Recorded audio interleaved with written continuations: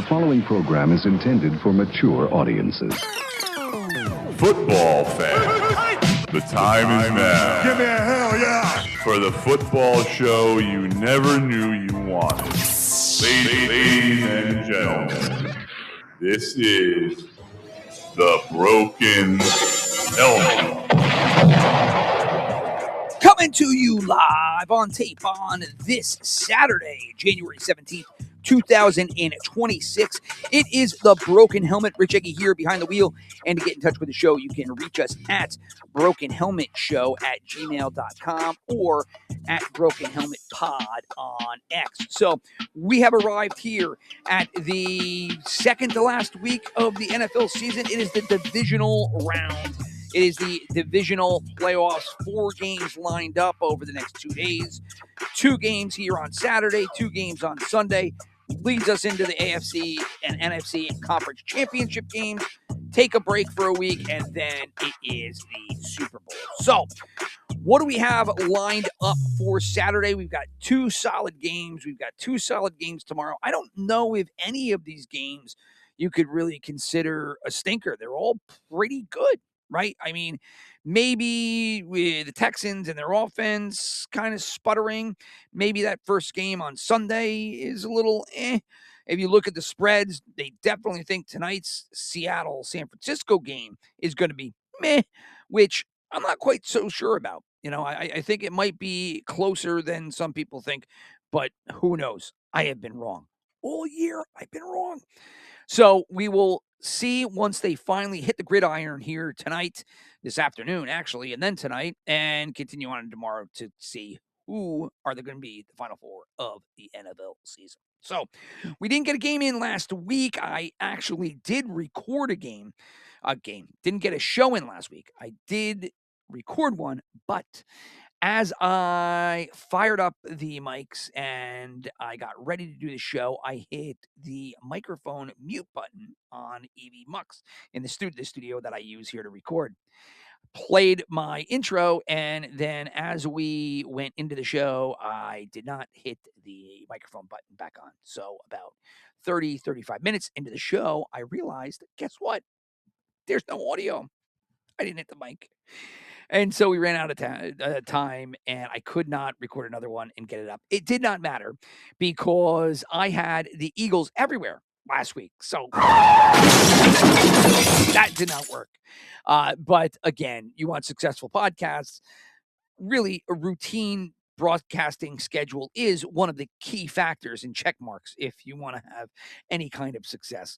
So doing random days during the week, which we tend to do here, and then just taking a week off, which was the first week of the playoffs, is it's not the way to do it. Not at all. You're cracking my balls, man. No, I am not. So, but it explains why we have like 4 listeners.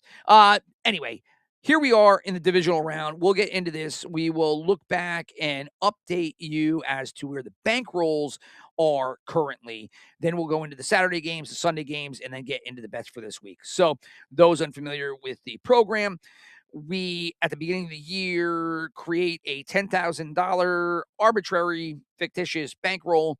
We give our picks each week, and then we end up wagering with that bankroll to see how we would actually do. Yeah, we give picks, but you know what? Picks don't really translate quite to gambling, right? Nor do units. We've tried units, and I don't think units really gel with the way you think. You think in dollars. I bet $1, I win 3. I bet $1, I can win 6. I bet $1, I can win 70 cents. To do the units, I get it. It's the single universal way that can be applied across multiple bankrolls. But again, when you hear it, to me, it just doesn't gel. So we end up doing dollars, but the dollars could be whatever for anybody. We pick 10,000. If you're a big guy, put a couple of more zeros at it, do 100,000, do $1 million, who knows? But it's a good exercise to try to test your strategies, your process, and to see how you really could be at gambling. And much of this is mirrored in my own personal bank account, so my own personal wagering account. So this has not been a good year for me. Last year was. This year was not. For my brother, he's been about even, but we'll update you on that in first down, and then after that we'll get into the games. And again, like I said, 4 solid games. We'll see how they play out. I'm hoping that I got some good winners here for the week that will end up increasing that bankroll going into the last 2 weeks. And maybe, somehow, some way, we will end up being able to come back to even, which is not what you want, right? How are you as a gambler? I'm an even gambler, poker player. I'm like break even. Don't do it. Don't do it. That's not what you want to be. And not to mention, half the time when you say break even, the person saying break even is probably negative.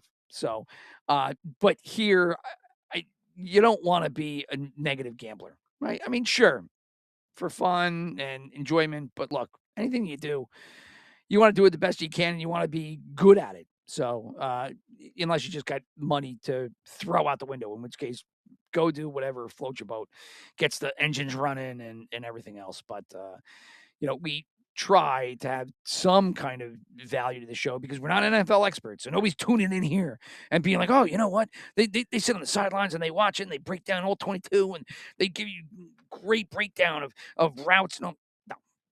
We're trying to have some fun, make a couple of jokes along the way. Maybe you laugh, maybe you don't, maybe you just turn it right off. But, we try to do it through gambling, and then we'll just, it's just kind of like talk radio, which is weird.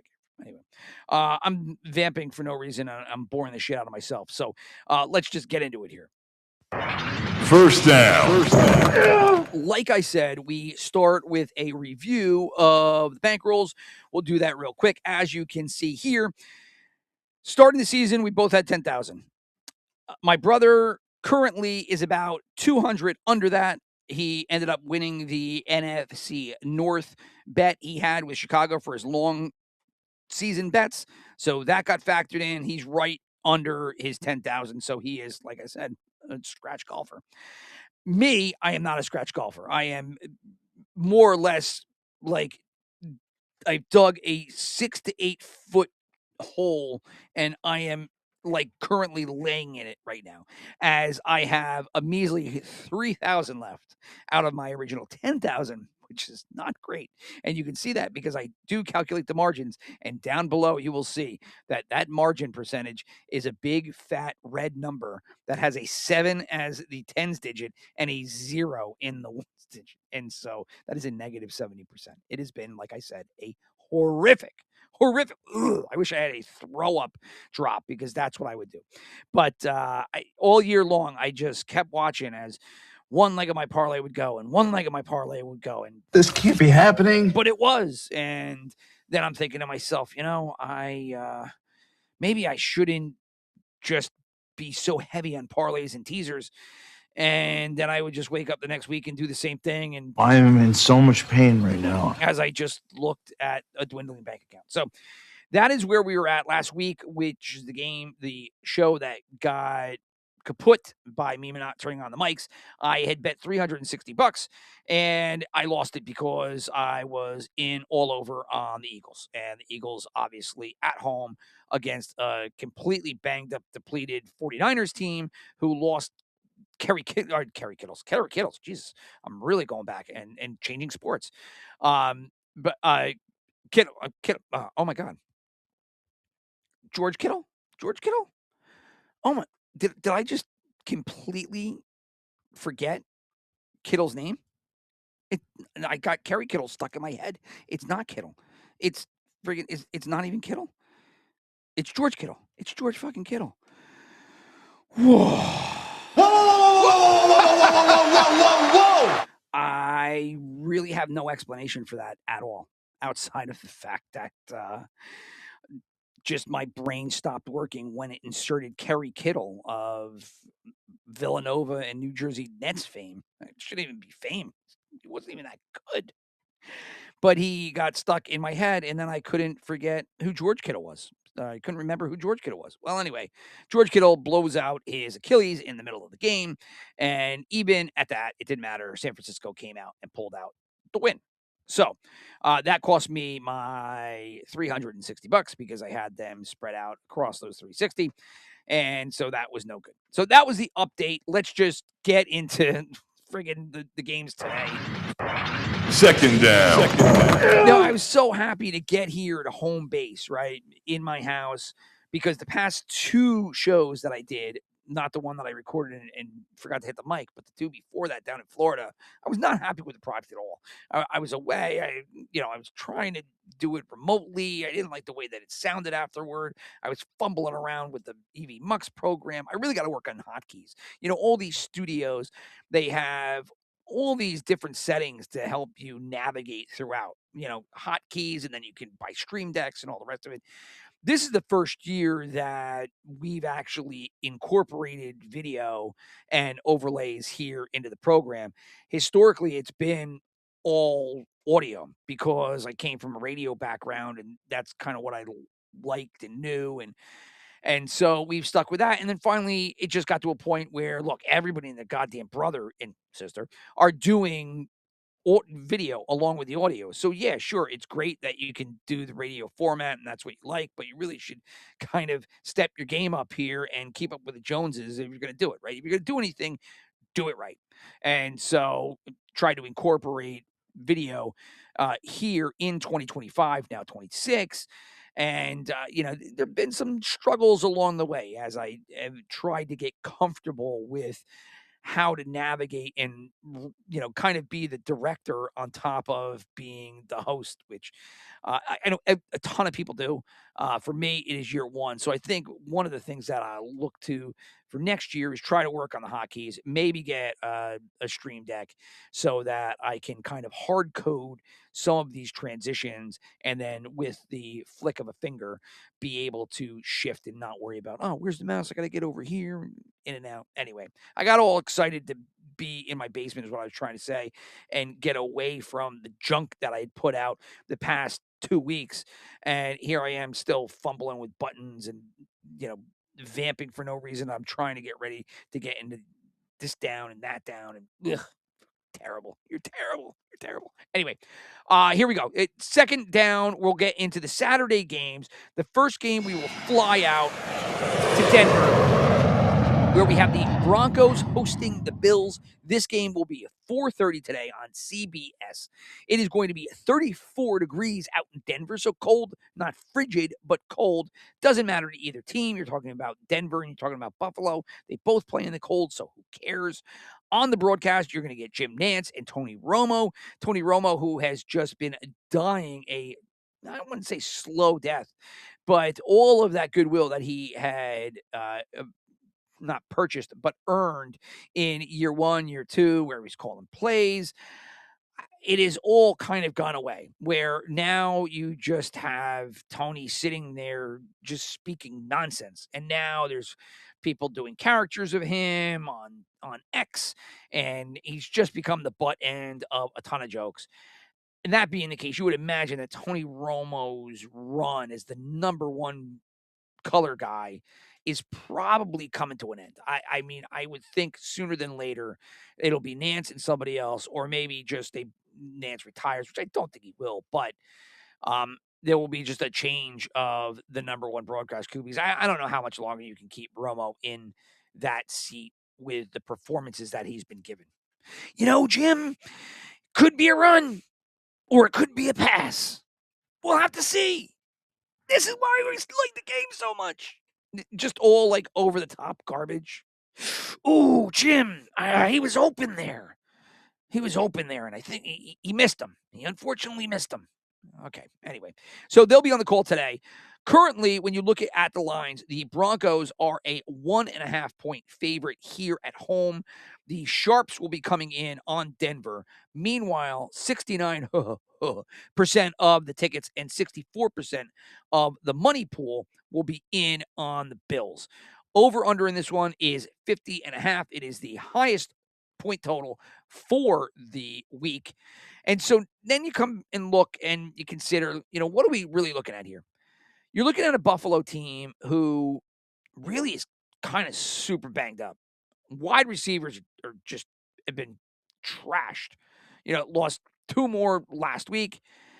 And then your MVP of the team, potentially MVP of the league, maybe the best player in the playoffs right now, in Josh Allen, is banged up, like really banged up. Now, he got out of last game, and, you haven't heard anything this week that would make you think that he is battling serious injury, but 100% he is not. And so now a team with their MVP very banged up, no wide receivers really to speak of, a run defense that isn't that great, is going to travel across the country and go into Denver, who have a defense that is pretty awesome. If there is a weakness for Denver here in this game, one would have to imagine it is simply the fact that nobody is quite confident in Bo Nix. What the hell is he?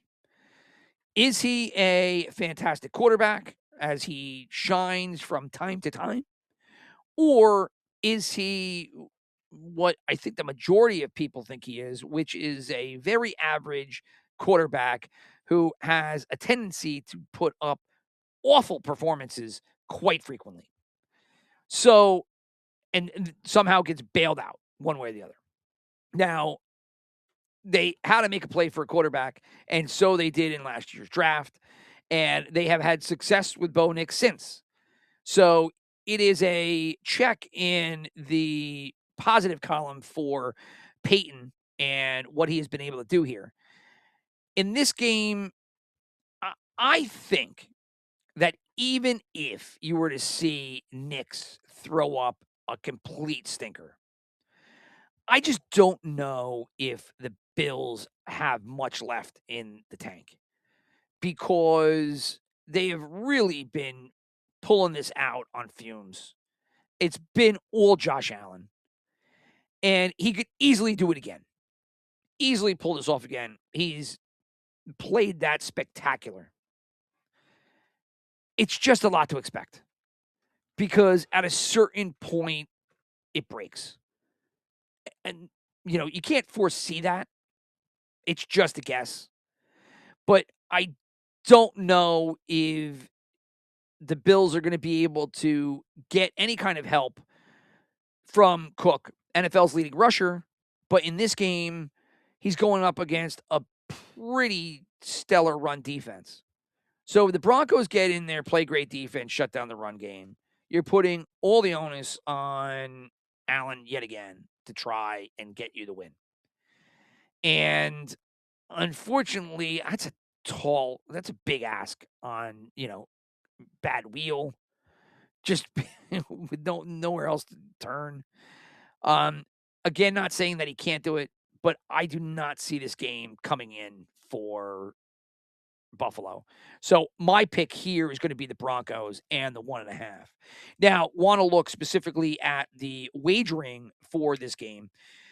You can look at a couple of things, entertainment wise, if you like touchdowns. I looked at Ingram and Coleman. Now, Evan Ingram is plus 390. When he was going good in the beginning of the year, he was a solid target. And I could definitely see Knicks in this spot, cold weather, looking to feature Ingram against this Buffalo defense, who, hasn't been great against the run. And you could see, an Ingram factor here going up against the linebacking crew. He's at plus 390 for a touchdown, so you could go with Ingram. Keon Coleman is at plus 600. And the reason that I look at him is because what do the Bills have? I know Coleman has been a disaster since last year. Inactive several games this year, for sure. Only had one catch last week. But where else is there to go? Are you going to go to Kincaid and Knox all game long? And Shakir, you got to go somewhere else. Big target, worth the stab.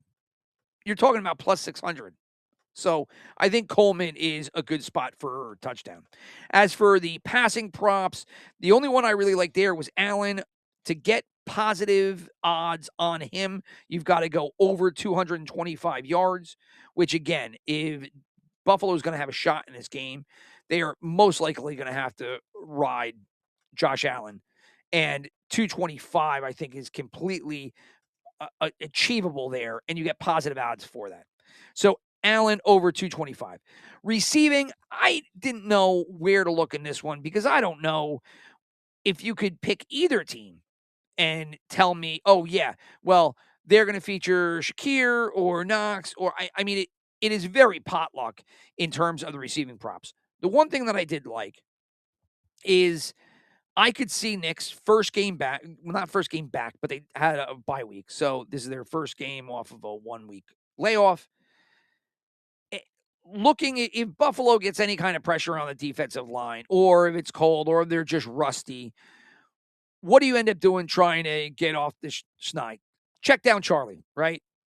I have Ingram there for a touchdown, but for receiving, I looked at RJ Harvey, right? RJ Harvey, to get positive odds, he's got to get over 25 yards. So at over 25 yards, Harvey's at plus 148. At over 30 yards, he's at plus 210. At over 40 yards, he's plus 390. So I like that whole ladder, getting him over 25 up to 40. And then the other wager I was looking at in this game is if the Bills are just tapped out and they just got nothing left in the tank and Allen cannot put on the cape again. What about Denver at minus 6.5? So Denver wins by 7 points. It's a touchdown. Very manageable. If you were to take Denver in an alt spread of 6.5, that brings you up to plus 235. So I like that in this game, along with the other bets I mentioned above. So, night game. It's time to head over to the NFC, and for that, we will head out to Seattle. Huge question mark in this one that got even crazier just a little while ago. Recording this around 12 o'clock. And about an hour ago, Aaron Schefter just tweeted that Sam Darnold has not thrown a football since he hurt his oblique in practice on Thursday. They think that he's going to be able to go tonight. They're pretty positive he's going to be able to go tonight. Pretty positive. They think that's crazy. That's crazy that he hurt himself to an extent that not only did he take himself out of practice and then immediately went and got therapy and all the rest of it, but then didn't do anything on Friday to even test it. And obviously Saturday they're just getting ready. So it was Thursday, hurt my oblique, and I'm out. And we're not even going to tempt fate. We are just going to go into Saturday night and see what happens. So now you've seen on X, all day today, it's the Drew Lock bouncing. I forgot what song he was. He was rapping to some song when he played for Denver. And so that meme has been going around all morning so far. And especially now more so that you have heard that Darnold has not practiced.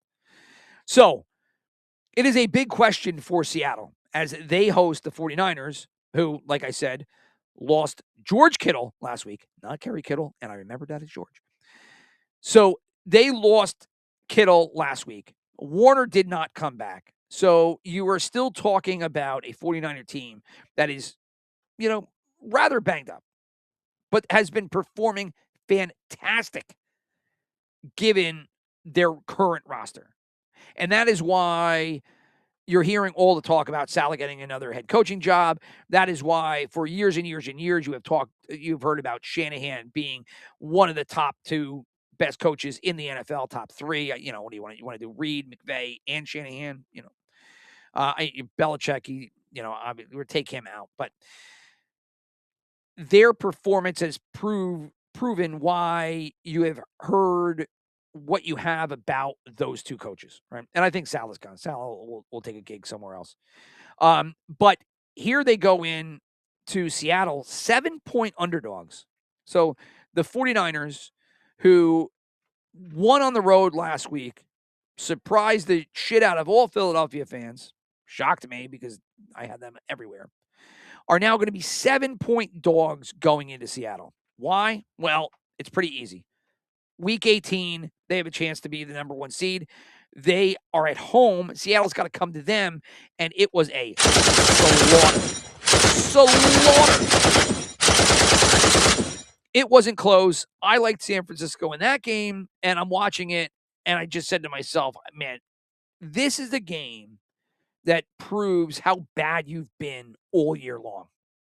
Because as I wrote on X, this game isn't close. Seattle is better, and it's not even a question.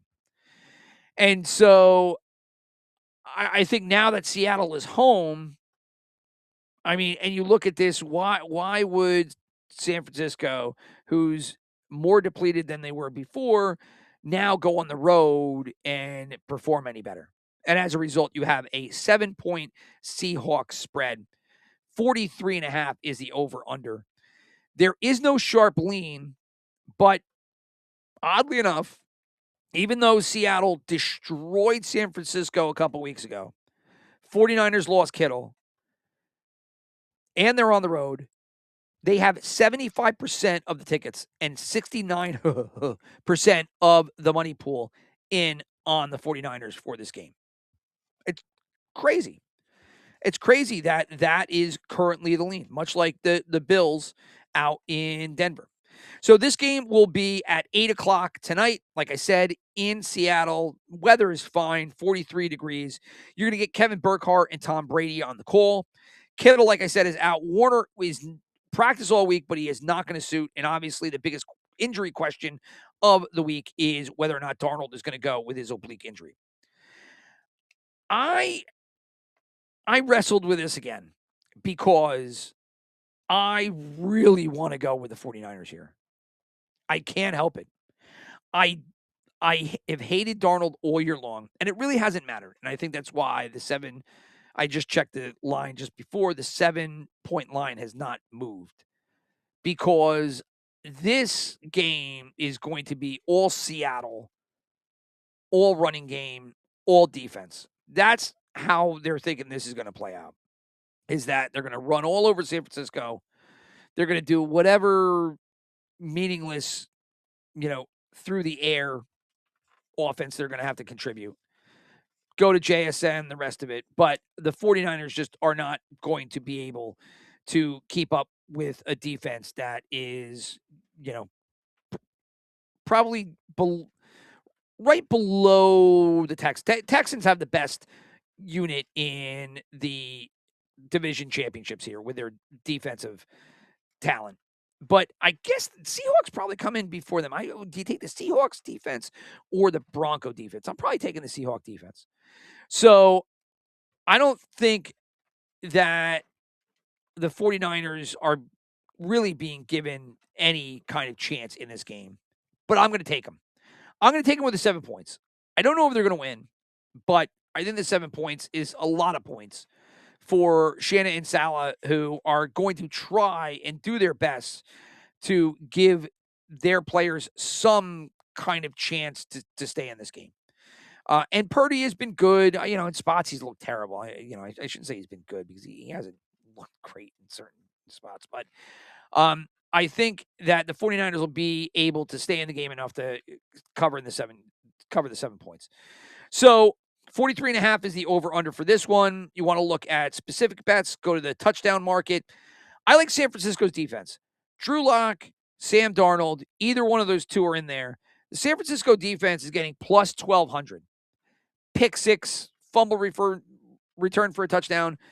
If San Francisco is going to be in this game, it's probably going to have to come through some kind of contribution, turnovers, etc., from the defense. And I mean, it is Sam Darnold. I watched him many a year play for the New York Jets. We have to. If you're in the New York market, you get the Giants and the Jets guaranteed every fucking weekend. So I have seen him throw pick sixes like it's his job. And I could for sure see it happening here again today. So San Francisco plus 1,200. As for other touchdowns, Juwan Jennings, plus 270. He's probably their number one target. Kittle's is gone. So you're getting plus money for Jennings and a touchdown. I'm looking at that one as well. Passing, I didn't see anything I liked. Receiving, I'm going to go back to Jennings and I'm going to go to Charbonnet, right? So Jennings is above 50 yards. He's got positive odds at plus 158. For Charbonnet, if it's 10 plus yards, gives him plus 100. So again, I'm just eyeing how do I get into the plus odds? And then once I do, is that something that's manageable and worth a bet? So those are the two that I looked at with receiving. Defense, I did see Bryce Huff was at plus 240 to get a sack. Again, thinking that Saleh is going to try to devise some kind of pressure, something on the defense side of the ball to keep this team into it. I could see Bryce Huff getting in there and getting some kind of pressure on the quarterback, ultimately resulting in a sack. Plus 240 for that? Sure, give me that. And then, like I said in the other game, being Broncos-Bills, I could see a result where the Seattle offense is so bad and San Francisco just rides this train into the conference championships. Just, they're riding this wave and they get a great defensive effort. Saleh works wonders. Purdy puts up one of those solid games that you've seen him do in the past. And San Francisco minus 6.5. So everything falls apart for Seattle. Even though their defense is good, their offense just can't compete. San Francisco wins by a touchdown. Give me San Francisco minus 6.5 for plus 680. Plus 680. All San Francisco has to do is win by a touchdown. Now, yes, they're minus 7-point dog right now, so they don't think they're going to win. If San Francisco is going to win, they easily could win by a touchdown. And for that, you're getting plus 680. So I looked at San Francisco minus 6.5 points. So make them the favorite. They win by a touchdown, and boom, plus 680. That's yours. So that was the Saturday games. Let's go into the Sunday games. Third down. And we will start there by flying over to the East Coast, where we'll get off of our plane in New England, where the Patriots are going to be taking on the Texans. Patriots are favored by 3 in this one. 36.5 is the over-under. It is the lowest of all 4-point totals. This game is going to be 3 o'clock on ABC and ESPN. Tomorrow, you will have Buck and Aikman doing the color and play-by-play. It's going to be 35 degrees out in New England. They're talking snow. They're saying it's almost a positive. And the biggest news on the injury front here is Nico Collins, who has been ruled out for this game with his concussion last week. When you saw it happen and you saw him reach for his forehead and you saw him immediately go out, you knew that this was a possibility because the concussion protocol and the visual confirmation of that concussion that you saw most likely thought you'd need more than 1 week to do that. So that is to come back from that injury, and that is where we're at now. So Nico Collins out for this game. So Patriots favored by 3, no sharp lean. Like the other 2 games, you see everybody in on the dog. You've got 65% of the tickets and 62% of the money pool coming in on Houston. Why? It's pretty obvious. People love this Houston defense. It is easily, like I said, the best side of the ball in all of these 4 games. I don't even know what unit would come in second behind the Texans defense. Rams offense, maybe.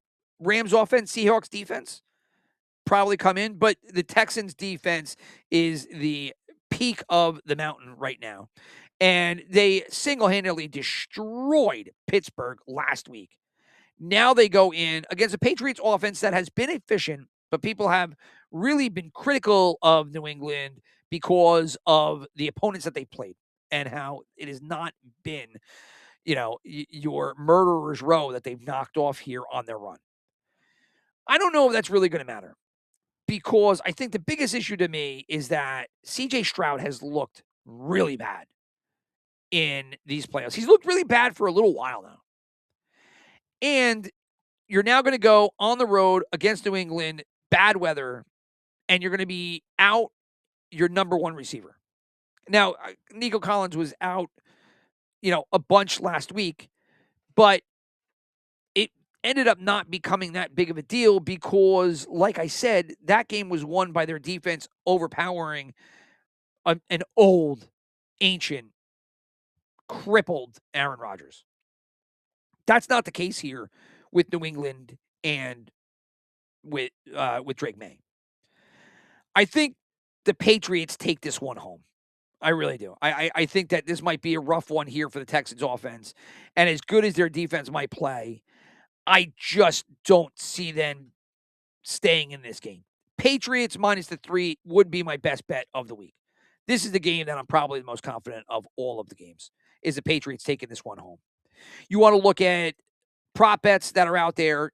I'll start with the touchdown market. Houston's going to have to get something.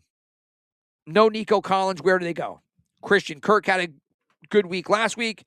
Higgins is going to have to step in there, and he'll have to rise to the occasion. Those two, Kirk is at plus 270. Higgins is at plus 340, like those two touchdown props. Passing.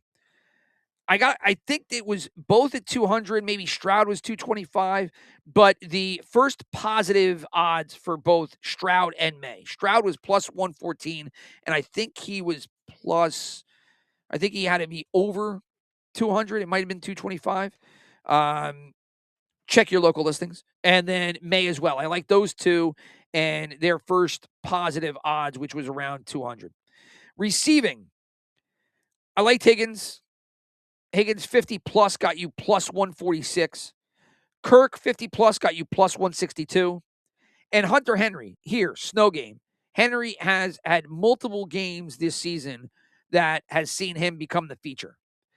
In a game like this, in weather, at home, against a defense that probably could get pressure, causing the quarterback to make quick throws, checkdowns, etc., I could see Henry getting, peppered quite frequently in this game. 50 plus yards for him gets you plus 158 on the odds. And then the fourth receiving prop that I looked at this game that I liked, and that was Henderson. Again, much like the Harvey prop, if you look at Henderson, 10 plus yards gets him plus 182. 15 plus yards gets him plus 310. And then 20 plus yards gets him plus 490. He doesn't get that many looks, but similar to the Henry prop, the idea here would be May under pressure, dump off, go with it. And Henderson with his speed, he could take it to the yard.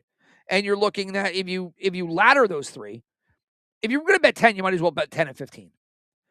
And if you bet those two, why not throw the 20 on top of it? So if you ladder those two, you're getting one in at plus 182, one in at plus 310, and the other in at plus 490. Rushing, the two that I liked. I could see Stroud under pressure throughout this game, or just a continuation of his, ineptitude under center that you saw last week, which was so crazy. He was not good at all. And he ends up running outside the pocket. He's got to, scramble.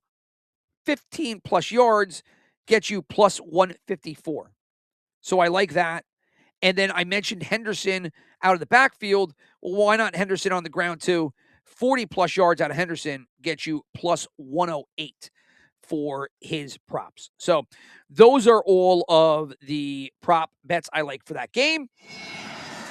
And that takes us to our final game of the weekend. And that is Sunday night, where the Rams will be flying in to Chicago and taking on the Bears, where they'll be the only road favorite here.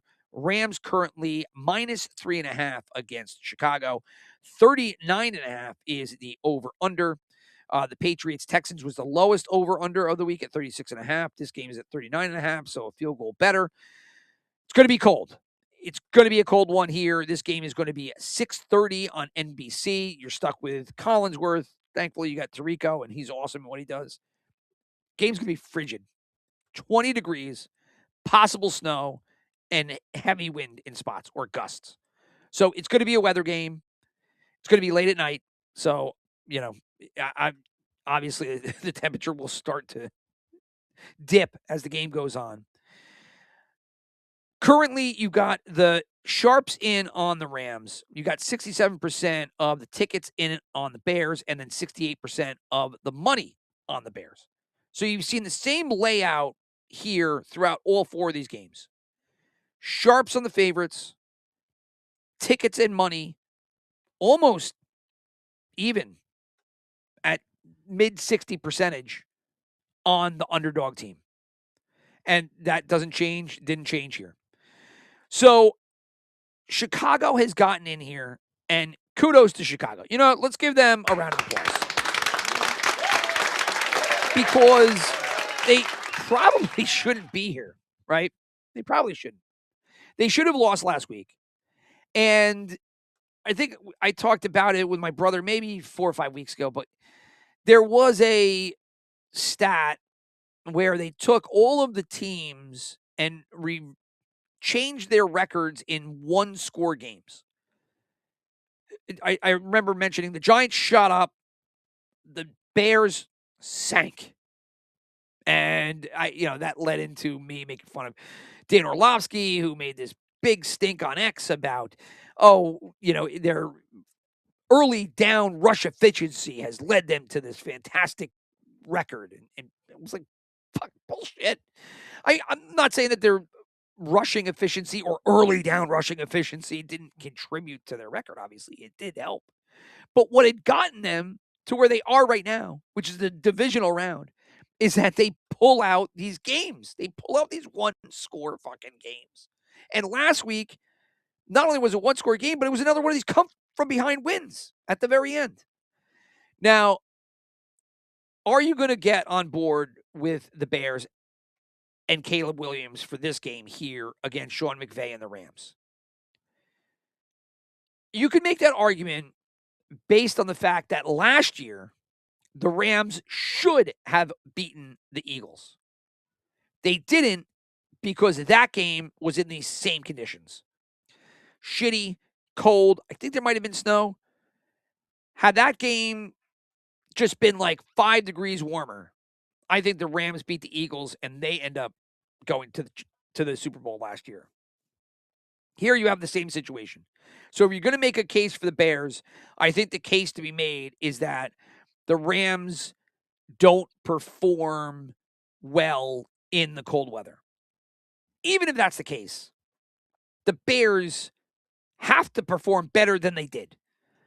I don't know if you're going to be able to give a 18-point lead to the Rams and expect to come back in the final quarter of a game against McVay and company. I don't think it's going to happen.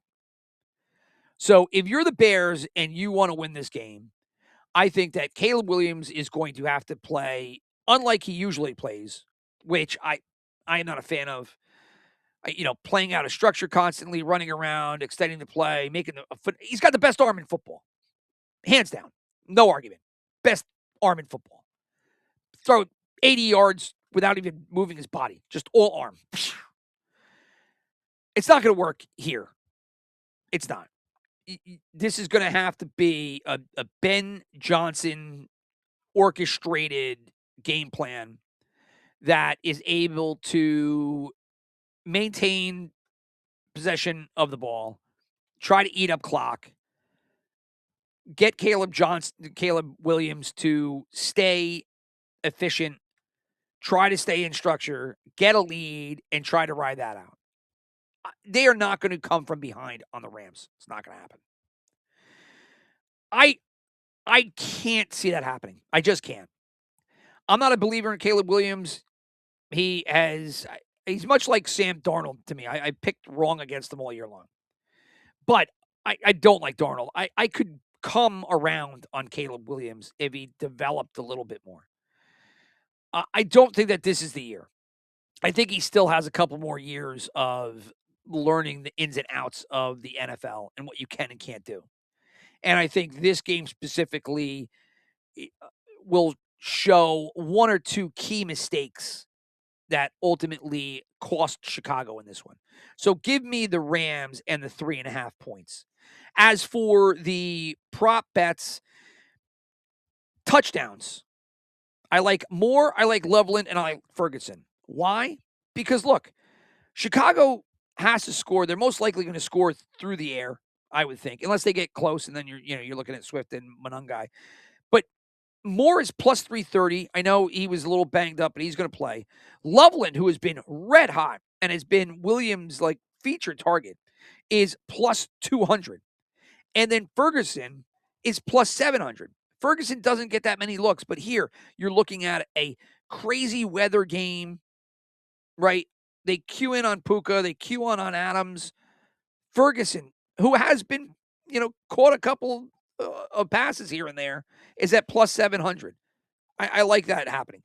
Passing props, I did not like any.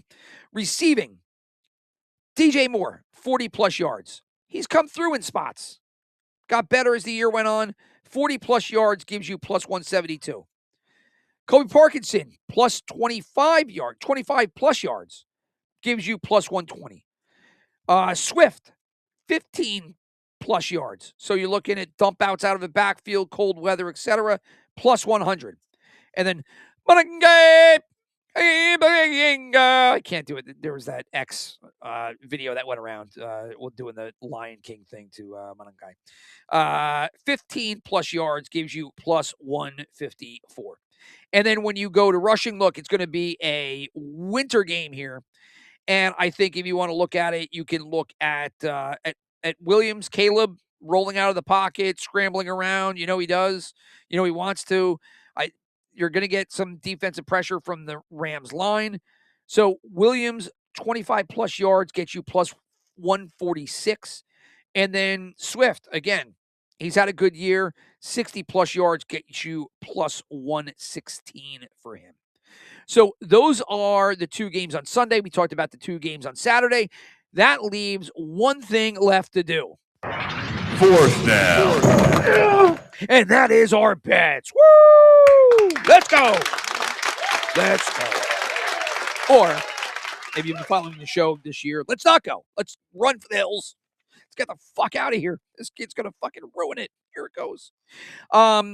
This is what I'm going to do. This is what I did with my money. Again, 3,000 was my starting bankroll. I'm going to do a couple of the prop bets that I mentioned. I'm going to take Ingram for a touchdown, 25 to pull back 123.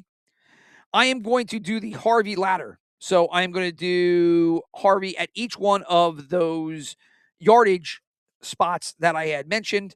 That was 25, 30, and 40. Give me all three of those, 25 on each, so that's 75 in total. If he hits all of them, I can pull back up to 263. Then give me Henderson and his ladder, which was 10 going up to 20. Give me 25 on each of those, and then similar to Harvey, it gets me a little bit more. It gets me 325 if I catch all three. Talking about touchdowns, I already have Ingram. Give me that San Francisco defensive touchdown. Give me $25 for that San Francisco defensive touchdown. That'll pull back 325. Love that. I'll take that. Why not? And then the last prop-related bet that I am going to do is going to be a 3-leg parlay. So you already know that this is not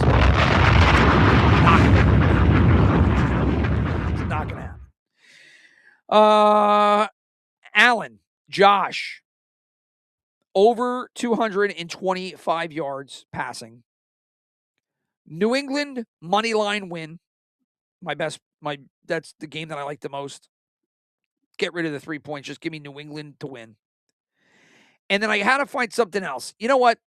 I looked on FanDuel, and Higgins, I had positive yardage at 50-plus yards.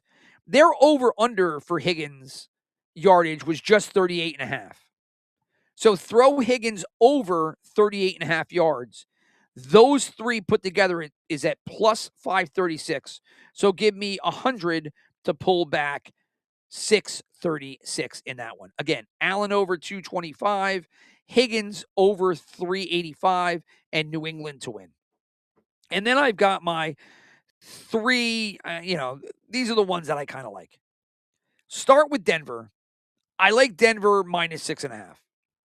I think Buffalo has fought valiantly, but I think it's the end of the road.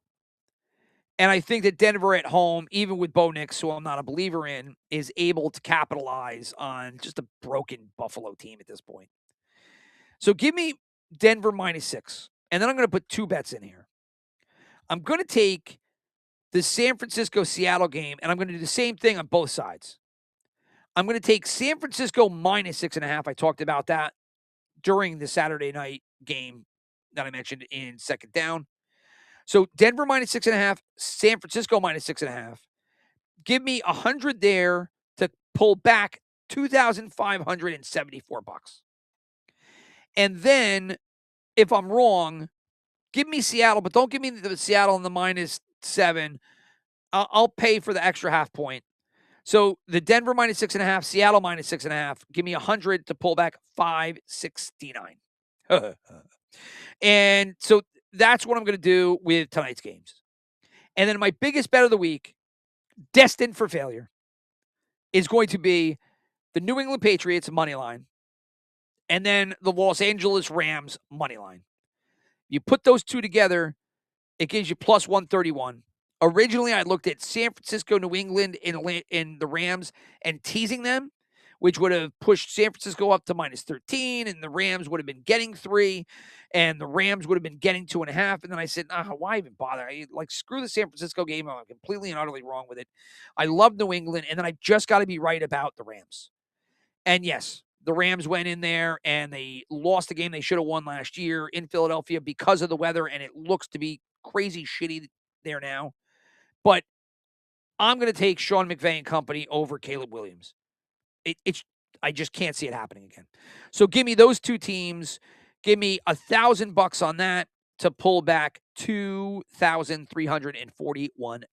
So I have $1,500 down from my starting $3,000, and that leaves me $1,500 should nothing come in.